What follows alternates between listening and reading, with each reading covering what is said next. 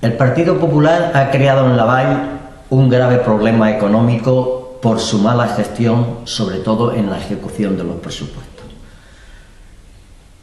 Los problemas son que nadie cobra.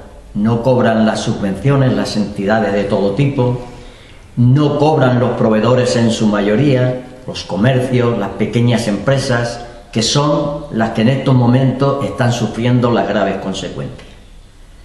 Desde Esquerra Unida llevamos años reclamando soluciones, pero el Partido Popular ni sabe ni quiere resolverlas.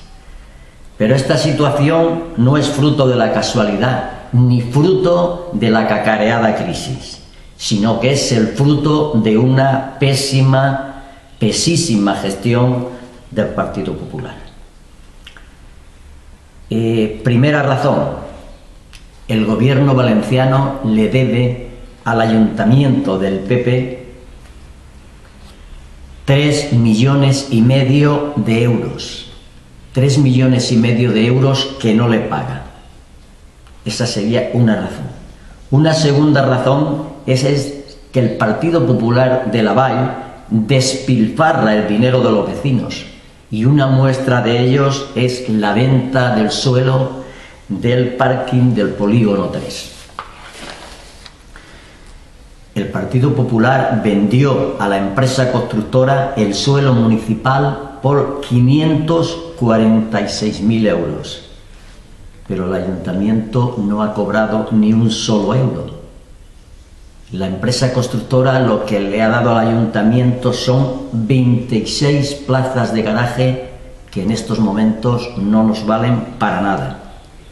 Lo que ha hecho el Partido Popular es enterrar 546.000 euros, que junto con los 3,5 millones que la Generalitat también ha enterrado en esos grandes eventos, nos encontramos en estos momentos en esta situación.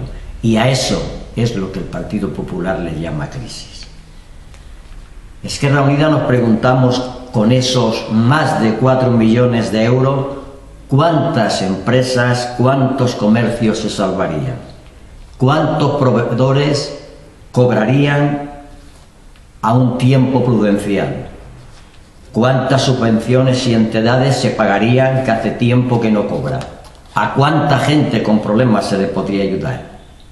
¿Es esto tan difícil? ¿Que paguen los que verdaderamente deben? No es tan difícil. La dificultad está que el Partido Popular prefiere que la crisis la paguen los de siempre, que son los que no han tenido nada que ver con ella y son los que no tienen nada.